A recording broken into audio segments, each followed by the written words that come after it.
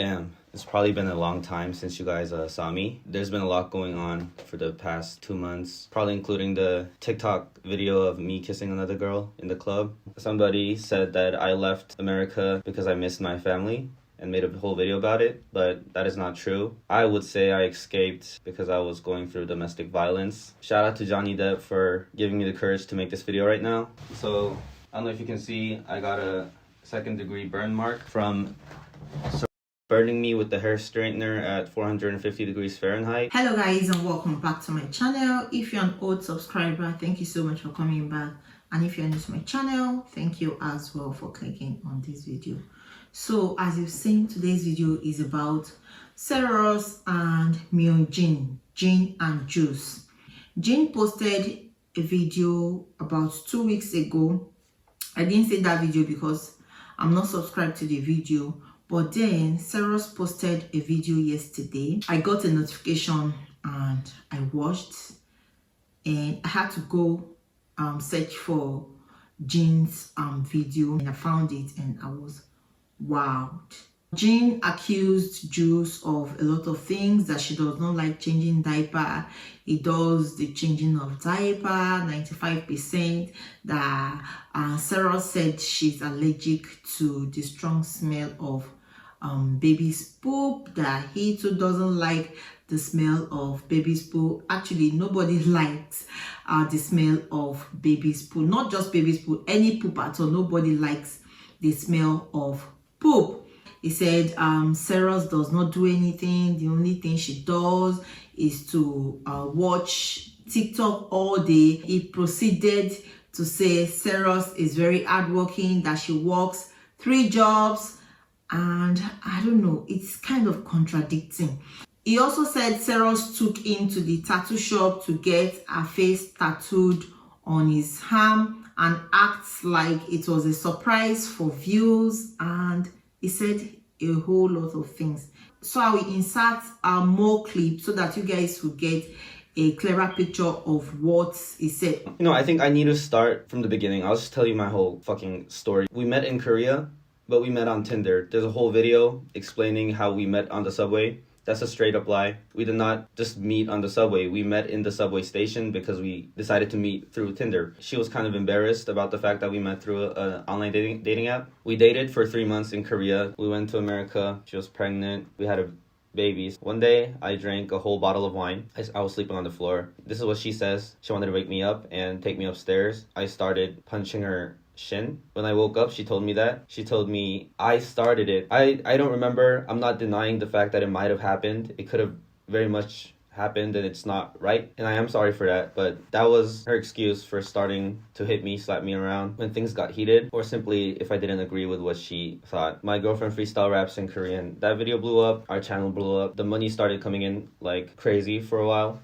Before all that, the content for our YouTube channel, we were happy filming. I was happy editing and like interacting with our whole community. I felt like we kept it really, I don't know, I say genuine. And then after that, most things, I'm sure you guys can tell, are scripted. Not necessarily a bad thing, but I would say that's not the lifestyle that I wanted. She thought it was necessary for us to do that because it guaranteed us a certain amount of income. I don't think so, because even if we didn't do all that shit, people subscribed to our channel and loved us because of who we were. It was very hard to have an opinion. I'm a very strong opinioned person, but she did not allow herself to lose, even if she was wrong. I feel like if I didn't agree with what she said, she usually got very aggressive and violent. I'm not trying to generalize anything. She did. That's when she would beat me. I was okay with that. I'm not saying I'm perfect and I'm a saint. I've done many wrongs too in our whole relationship dynamic. It is my fault that I allowed her to have that behavior. Guys, what struck me the most was when he started crying in the recorded video call to manipulate Cerose. I will insert the clip and let you guys listen to their conversation. I have a really big problem of trust with you. I don't think it's that hard for me to go over to America and try for us to try again, but I think Okay, I know exactly where you're going with this. I don't want to cut you off, but one solution that I thought of is putting cameras like in the house. you can easily just get rid of any footage of you hitting me or anything. Like, I cannot trust that. I can't. But if I give you like the full, like, you know what I mean, like complete access to it, and How like, do I stuff know like that, if I think that how do I know if you're gonna give me all of that full access to everything? Let's say, and then you just you just take it all back because you want to with force. Like, I will not. I understand. You know what I mean? Like my faults and like where I went wrong. That's the thing. I know that you see the situation, and yes, our relationship and what we had is something definitely worth trying for. Mm-hmm. But for you, if something goes wrong, if I decide to not keep up with my end of the part, all you have is you don't have scars left on your body. You just have me leaving or some shit, like a divorce. I'm saying like that's not gonna happen. That's the like, part where I think you don't understand is that for me, I went through some shit that left scars on my body. I get aggressive and irrational. You get violent. For me, the preventative measures that I can take is 1, putting cameras in the house. I'm giving you all the access to that. And then 2, I'm actually going to be getting a job. That's all cool and that's all good, like, ways to try, but it's not direct solutions. It's a fucking cycle. It has to be the last time. It has to be, but like it's always said at urgent times, it has to be the last time, and it will be the last time, and this is our last chance, and then it fucking happens again. We've never tried it like this before, though. You know how you say that you try to hurt me in ways that, like, you know what I mean? I will never be able to hurt you. Yes. It's the same thing. I can't hurt you emotionally like you hurt me. So it gets physical. Yeah, and that became my outlet. I'm not saying that it's right, and I'm apologizing. I'm so sorry. If there's one thing that I've realized throughout this time apart is that I fucking love you with every single fucking fiber of my being. Can I tell you 2 things, too? Yeah, go ahead. Number 1 is that, for me, it's been hell, too, ever since I left. Yeah. Every single night. Like, I can't sleep well, and I can't, like, eat well, and my tendency to run away from everything just keeps getting worse and worse. I remember, you know, what we used to have. It was like I was in heaven. Right, and I'm sure for you too. But yeah, I went to the 정신과, like a psychology thingy, because it got really, really bad. I couldn't do normal life.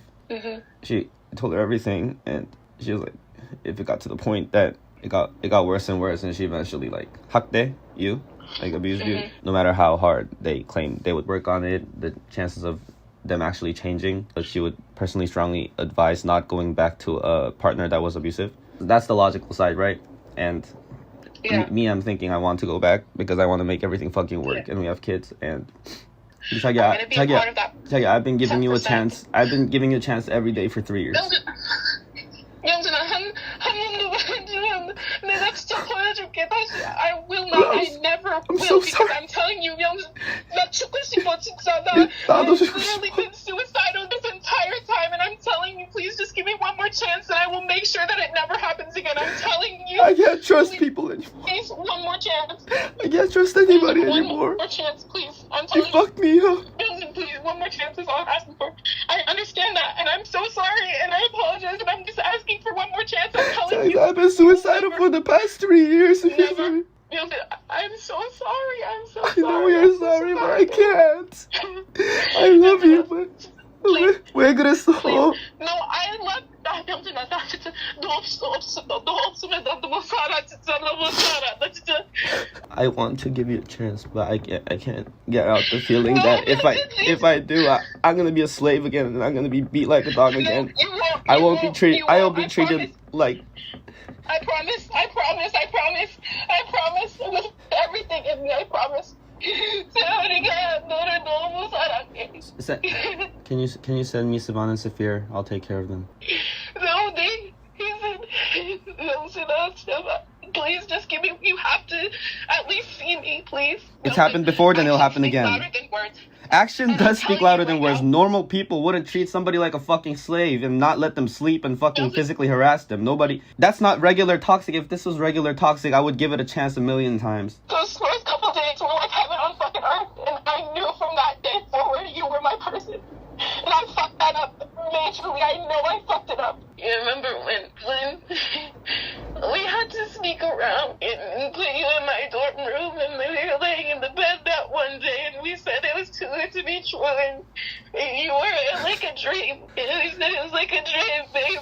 We could still be a dream. You remember our late nights at the desert apartment, and you fucking loved me so much. You wanted to spend more time with me. You used your whole allowance to come out there, and you tried to get a job because you wanted to be with me. I showed my therapist our YouTube channel, and you know what he said? He said, regardless of if some of this was faked, he said one thing that you can never fake is the look that you guys gave each other, the looks that you guys give each other. And he said, I understand that while you guys might have, it's understandable to take a wrong path in this type of situation. It's very high stress, and I understand the both of you. He said you cannot fake that kind of love. He said even like 800,000 people can feel your love, and you cannot fake that. I don't care if the fucking pranks were faked and like all that stuff. We never have to do a fucking prank again in our lives. I fell in love with Youngin, the musician, Youngin, the weird guy, the goofy guy. And I didn't give a fuck what other people thought of you, what people thought of your fucking hair. I fell in love with Youngin. But your actions showed different. Your actions showed me that all you care about is money, and all you care about is our YouTube stat. All you care about is my hair looking okay in the black community. All you cared about is... It's okay. I don't give a fuck. We can get off social media. I had to fake my personality. I had to fake shit like you give me all the freedom in the world. I had to fake cry for shit I don't give a fuck about. I have your fucking face on my right arm because you thought it would be great for views. I have your fucking face on my arm because you wanted more money.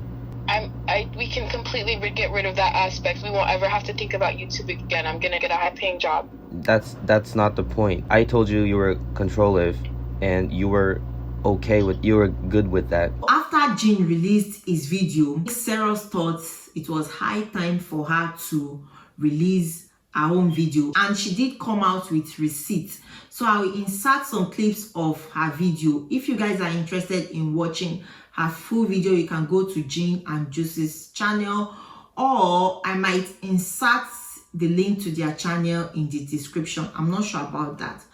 Hi guys. So I've kind of been going back and forth a lot, trying to decide whether or not I should film this video. And I just wanted to preface that this is really not something that I was trying to do. And that I'm really still not interested in an internet war regarding private matters of our relationship, and I wasn't interested in exploiting anybody's trauma.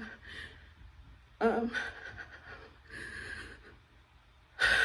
it's just gotten to the point where I feel like I need to come forward with my story and what happened to me. And I did want to thank you guys for being so supportive and giving me the time to come forward with my story.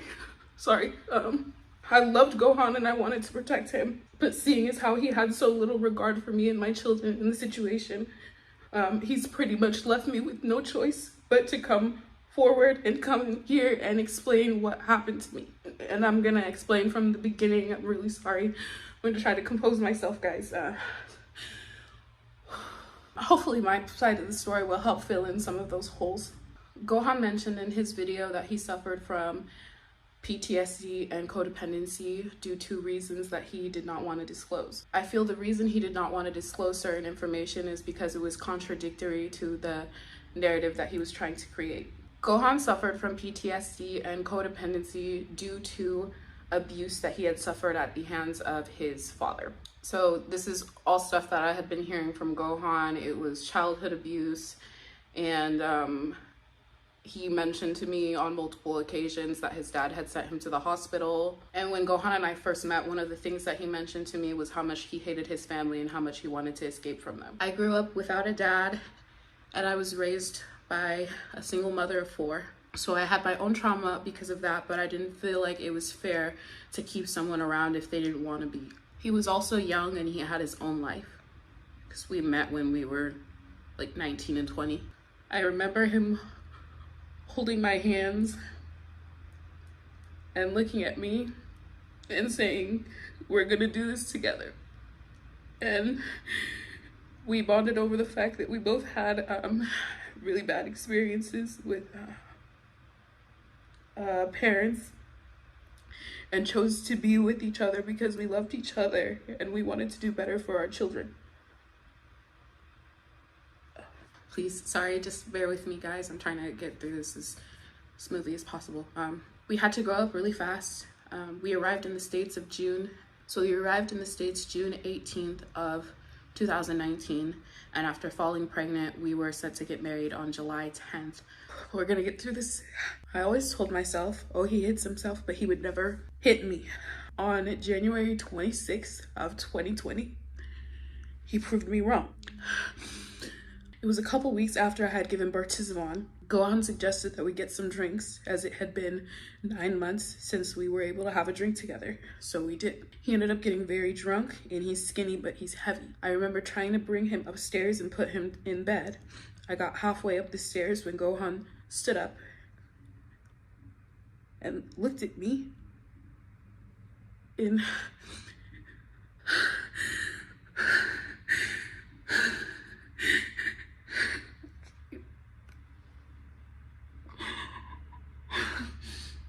oh.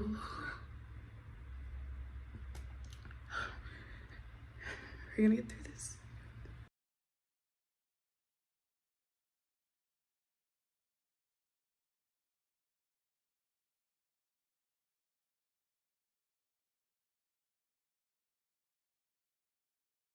I don't know what to say. I'm short of words because I watch this couple a lot and I'm so in love with their love. Anyway, guys, let's continue our discussion in the comment section. And I just wanted to say, in marriages and in relationships, things happen.